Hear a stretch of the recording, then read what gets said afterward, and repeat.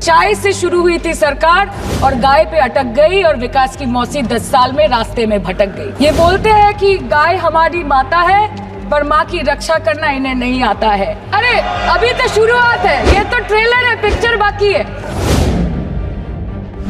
Sir, इस देश के लोगों का यही है किस्सा कि जिसको जिताया वो राजा की तरह जाएगा और जिन्होंने जिताया वो फकीर की तरह। हम सुनते आए थे कि संडे हो या मंडे रोज खाओ अंडे, और अंडे का फंडा यही है सर कि भारत के बच्चों के किस्मत में महीने में एक अंडा नहीं मिलता।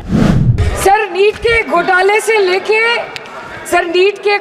लेके जीएसटी के बोझ तक, एयरपोर्ट की छत टूट जाने से लेके रेल पटरी से छूट जाने तक, तृणमूल कांग्रेस के सदस्य, हर सांसद देश के हर गंभीर मुद्दे पर चर्चा करेंगे। बस यही आपको बोलना था। इसका जवाब अगर आप देश के किसान से पूछेंगे तो वो आपको यही बात बोलेंगे कि चाय से शुरू हुई थी सरकार और गाय पे अटक गई और विकास की मौसी 10 साल में रास्ते में भटक गई।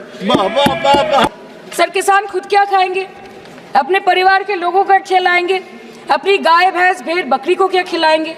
सर, ऐसे ही वारदात होते हैं जहां गरीबी से जूझता हुआ एक किसान उसको अपनी गाय भेड़ बकरी को बेचने में मजबूर करते हैं और अंत में जाके वो अपनी खुद की जान ले लेते हैं। सर, पिछले 10 सालों में 1,12,000 किसानों ने इस देश में आत्महत्या की।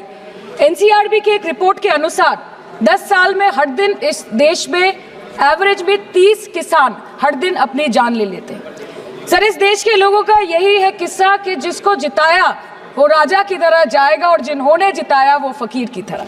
सर, ये बहुत गौरक्षा की भी बातें करते हैं।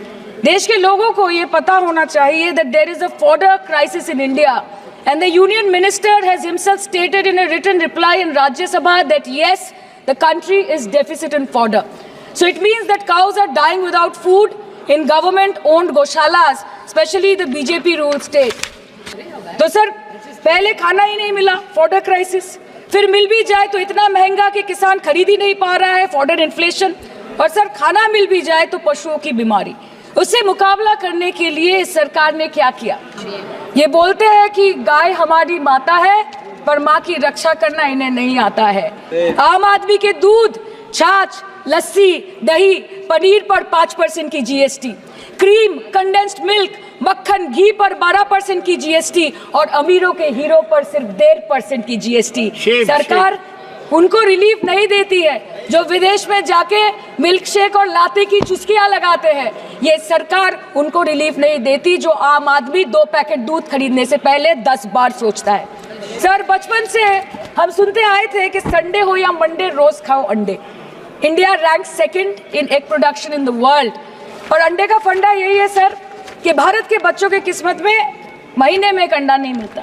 मिड डे मील के चलते हफ्ते में अगर एक आध अंडा मिल भी रहा था तो कहीं धर्म के नाम पे तो कहीं महंगाई के चलते उसे बंद करने की मांग उठ रही है। सर, अंत पे आते हैं मच्छी पे। आप लोगों को ज्यादा पसंद नहीं, पर हम क्या करें, हम तो माछे भाते बंगाली है, हमको तो बोलना ही पड़ेगा। इस बीजेपी सरकार ने पिछले 10 सालों में इस देश के लिए क्या किया, उससे बड़ी तालिका बनेगी कि 10 साल में क्या क्या कर सकते थे पर किया नहीं। 2014 में जो किसान मोदी है तो मुमकिन है सोच के और अच्छे दिन के ख्वाब देख के बीजेपी को वोट दे रहा था, आज 10 साल बाद वो बोलता है कि मोदी है तो नामुमकिन है। शायद अभी वो किसान है भी नहीं। तो इसीलिए मैं बोलना चाहती हूँ कि समय बड़ा महत्वपूर्ण होता है अध्यक्ष महोदय, और बड़ा बलवान। बंगाली में हम एक बात बोलते हैं कि समय गेले साधन होबे ना। इसका मतलब यही है कि अगर समय चला गया तो साधना नहीं होगी, अगर भक्त रूठ गए तो आराधना नहीं होगी। और 3 से 303 से 240 के आंकड़े बोलते हैं कि इस बार जो आप चले गए तो दोबारा लौटने की संभावना नहीं होगी।